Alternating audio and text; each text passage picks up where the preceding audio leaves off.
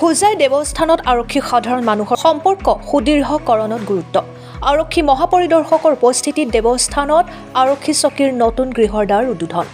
অসম আৰক্ষীৰ কেন্দ্ৰীয় ৰেঞ্জৰ মহাপৰিদৰ্শক দেৱজ্যোতি মুখাৰ্জীৰ উপস্থিতিত হোজাই জিলাৰ কাৰ্বি আংলং জিলাৰ সীমামূৰীয়া দেৱস্থান আৰক্ষী চকীৰ নতুন গৃহৰ শুভ উদ্বোধন কৰে। 1964 চনত স্থাপিত দেৱস্থান আৰক্ষী চকীৰ মূল গৃহ জহি খহি যোৱাৰ সময়ত অসম চৰকাৰৰ আঁচনিৰ জৰিয়তে এটি নতুন ঘৰৰ নিৰ্মাণ কৰা হয়। বুধবাৰে অনুষ্ঠিত এখন সভাৰ জৰিয়তে এই নৱনিৰ্মিত গৃহৰ শুভ উদ্বোধন কৰে।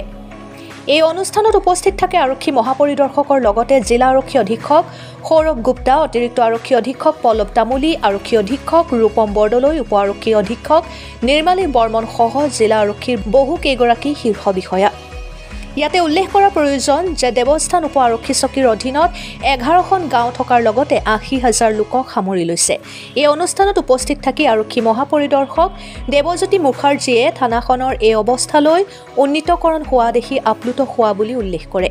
লগতে আৰক্ষী আৰু সাধাৰণ ৰাইজৰ মাজৰ সম্পৰ্ক সুদৃঢ়কৰণত গুৰুত্ব আৰোপ কৰে। আৰক্ষী চকীৰ নতুন ভৱনে আৰক্ষীৰ আধুনিকীকৰণত সংলগ্ন সকলো উপকৰণ মজুত থাকিব বুলি আৰক্ষী মহাপৰিদৰ্শকগৰাকীয়ে উল্লেখ কৰে। দেৱস্থান অঞ্চলত গোচৰৰ সংখ্যা বেছি হয়, সেয়ে আৰক্ষীৰ তদন্ত অনুসন্ধানৰ ক্ষেত্ৰত এই ভৱনে আৰক্ষীক অতি সুন্দৰ পৰিৱেশ দিব বুলি কয় আৰক্ষী মহাপৰিদৰ্শকগৰাকীয়ে।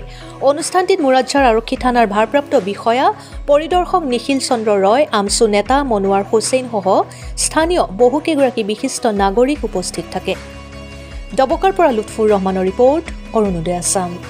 লক্ষ্য কৰে অসম পুলিচৰ যিমানকেইটা বিল্ডিং আছে, পুলিচ ষ্টেচন আছে, প্ৰত্যেকটোত এটা নিউ এণ্ড চাইণ্টিফিক লুক দিয়া কেতিয়াবাৰ পৰা আৰম্ভ হৈছে।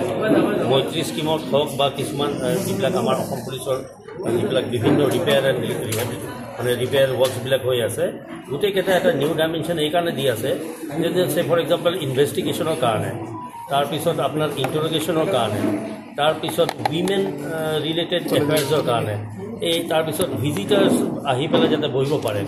থানা এটাক এনেকুৱা কৰিবৰ কাৰণে আমি কেতিয়াবাৰ পৰা অসম পুলিচে আমি চেষ্টা কৰি আছোঁ চৰকাৰৰ সহায়ত, যাতে যিসকল মানুহ থানাত আহে তেখেতসকলে যাতে থানাত আহিবৰ কাৰণে মানে দ্বিধাবোধ নকৰে, যাতে ফিল কৰে যে নহয় থানাত গ'লে আমাৰ সহায় পাম, থানাত গ'লে আমি সহযোগিতা পাম, এনেকুৱা এটা পৰিৱেশৰ সৃষ্টি কৰিব লাগে। আৰু সেইটো পৰিৱেশ সৃষ্টি কৰিবলগীয়া হ'লে ইয়াৰ ইনফ্ৰাষ্ট্ৰাকচাৰটো তেনেকুৱা হ'লে মানুহৰ মনত এটা উৎসাহ জাগে।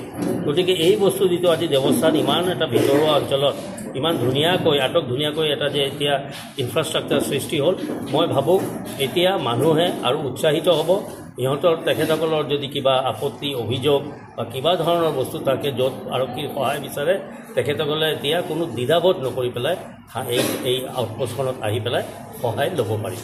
ছাৰ, অত্যাধুনিক সা সুবিধা যিখিনি আছে অসমৰ গোটেইখিনি উপলব্ধ হ'ব গোটেই মানে বেচিকেলিতো আমাৰ থানা অৰিয়েণ্টেড হয়, আৰু থানাৰ লগত আউটপোষ্ট যিসকল ৰিলেটেড সেইসকল মানে বস্তু আউটপোষ্টৰ পৰা থানাত যায়, থানাৰ পৰা ডাইৰেক্টলি চেণ্ট্ৰেলি ৰিলেটেড হয়।